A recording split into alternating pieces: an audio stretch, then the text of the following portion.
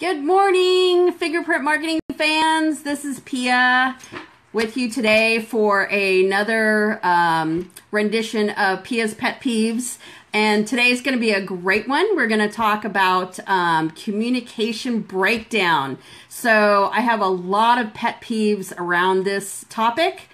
And I'm hoping that you guys will jump in the comments. I decided to go live today on my personal page just because I have several clients that are in my personal page, as well as I think a lot of you are going to resonate with this topic. So again, joining you live from Fingerprint Marketing, and we're going to talk about communication breakdowns with your clients and your team. And I'm going to give you some tips at the end, so stay tuned on how you can improve communication, because it is the core of our business and it's what makes you stand out in your business. So anyway, hi Sarah, how you doing?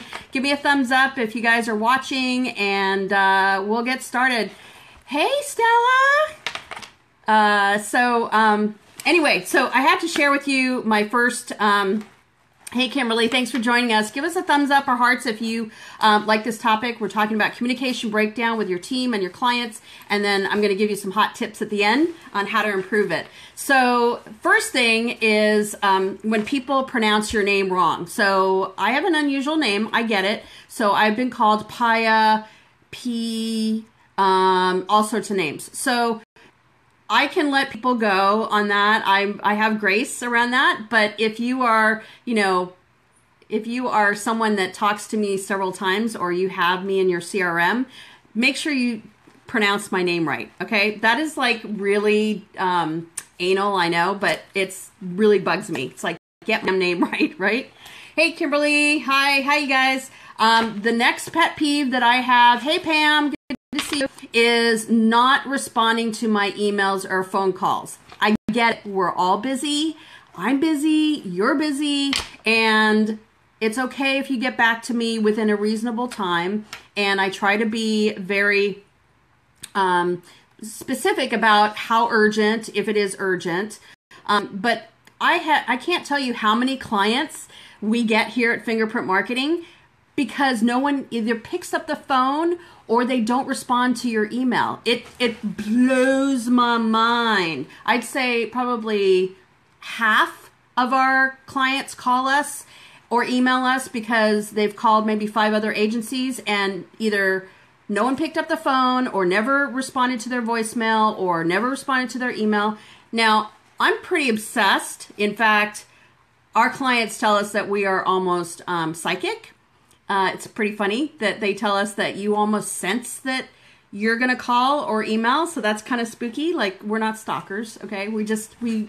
Responsiveness is really important to us. But it's really frustrating because you email someone and then you don't know where it goes unless you have a special tool on Gmail, which I have tons of tools that tell me whether you opened your email or not. It's kind of cool. But if you don't tell me that you're going to get back to me, you don't even have to answer my question to say, hey, got your email, I'll get back to you. Or just pick up the phone and say, what can I do for you? Another pet peeve. Here's a third pet peeve. When I call a company, or I'm working with a company and I'm working with a particular person on a team, and this person will introduce me to another team member but not give me a warm introduction. So my brother used to work for Comcast. He used to be the director, Comcast. And he taught me this trick. He said, when you call customer service, make sure that before they transfer you, you ask them, are you going to give me a warm intro? And it's amazing. If you should try this next time you call customer service, because then they know you're serious, right? Like you've been through this process before. Hey, Laura, nice to see you. So what they do is they just transfer you, and then you get a totally different customer service rep or team member that has no idea who you are, no idea what your history is, and you have to start from scratch.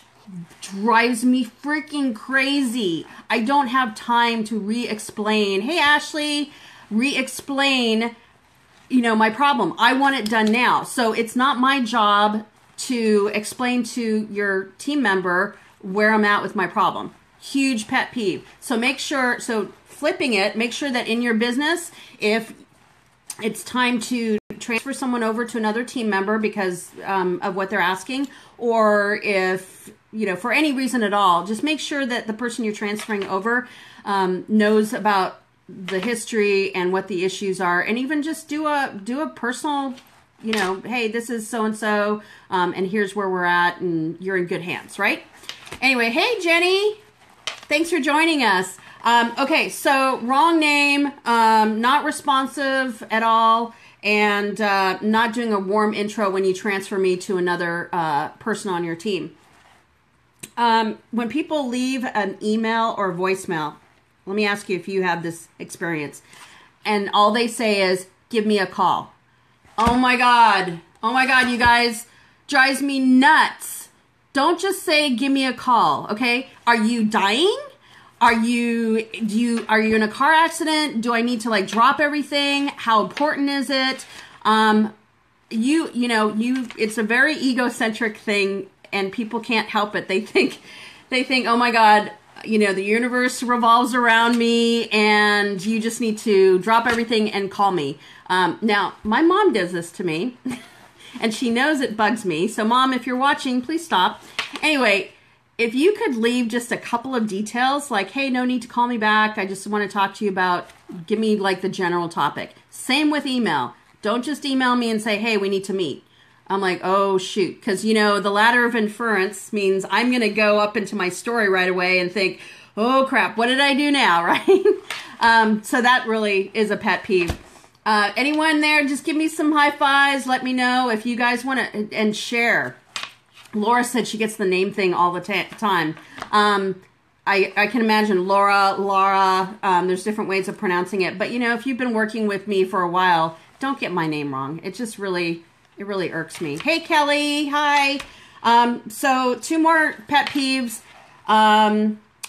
This just happened to me this week. So I am really good about email, I have to say, because I bold things that I know you need to pay attention to. I put bullets in there. I'm really good at, chunking the details. But it really bugs me when someone answers my email and only answers half the email. Okay? So then that puts the onus on me to follow up again and say, hey, did you read to the bottom of the email? I had 2 questions. Now, I get it. Again, we're all busy, and reading email is a time suck.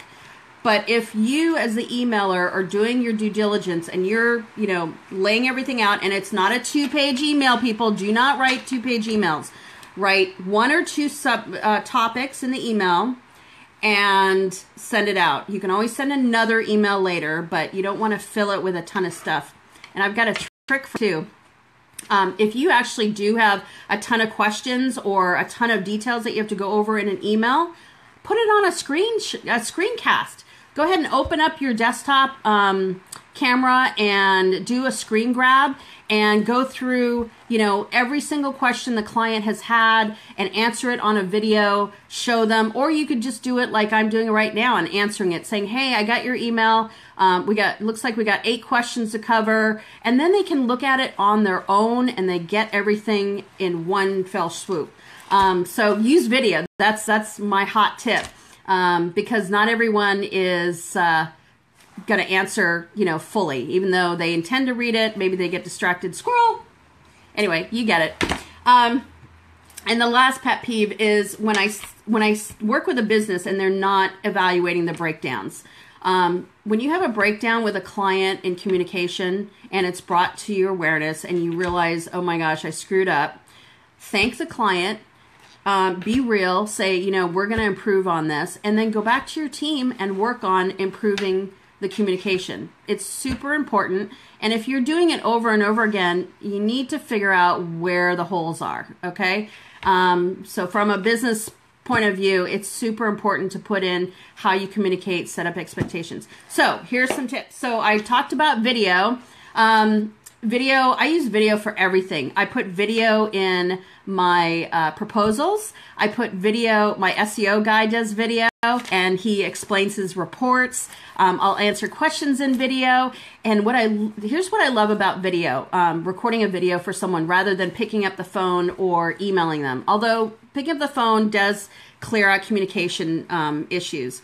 But video, they can watch it on their own time. They can keep it and rewatch it. Maybe they missed something, or they can keep it in a file or folder. So I love video, and many people are visual, right? So they can see the video and go through it. Set boundaries and expectations. This is huge. When my team and I got together and said, what is the expected response time to an email? What is a reasonable time to get back to someone on a phone call or voicemail? If everyone is on the same page, then we kind of look after each other and say, hey, don't forget to call so-and-so at 12 o'clock. We really want to support, our clients in that way. And expectations. So we're in the 24/7 communication world, and I do text my clients once in a while, and it's a really good way of communicating with them, but you really have to set expectations. Like, I'm only going to respond to you between 9 and 5, whatever that is. Hey, Nancy, thanks for joining me. Laura says she loves that idea. Jan says you've been called killer many times. So his last name is Claire, Jan Claire. So that's funny. Well, you are kind of killer at what you do. So there you go, Jan. So setting up expectations and boundaries have been huge. And you know what? If you are honest with your clients and your team and just say, hey, this is what my capacity is, they will totally embrace it. Like, they need to know what's going on in your world, and you need to know what's going on in their world, which leads me to the other tip. Ask your clients how they like to communicate. Every time we onboard a new client, we say, hey, what do you prefer? Text, phone, email, carrier pigeon. What do you prefer for communication? And sometimes it's more than one way of communicating. Like, if it's urgent, text me. If it's urgent, call me. If it's urgent, email me. And then the second question is, if I email you or call you, what do you think your response time would be? That way I can go back to my team and say, hey, this person is on it. They're super responsive. We're not going to have to babysit them. We're, timeline's all set up. So that would be my next tip. And finally, my next tip is to focus most of your communication on 80% of your clients, meaning 80%, well, actually, let me reword that. 80% of your communication should be on your current clients. So checking in with them, calling them up and saying, hey, how's it going? Hey, I noticed that you did a retreat last week. Tell me how it went. 20% of that communication can be outreach, prospecting, calling leads, and so forth. But I truly think that if you focus 80% of your daily communication on loving on your current clients, that it's going to pay off in spades, because people like to know that you're checking in on them. Anyway, that's what I got for Pia's Pet Peeves this Wednesday at 10 o'clock. And stay tuned for next week. I may go on my business page or my personal page, whatever works best for me or whatever I feel like doing in the moment. And if you guys have a pet peeve that you want me to talk about, feel free to share it in the comments below. And have a great week. Bye, you guys.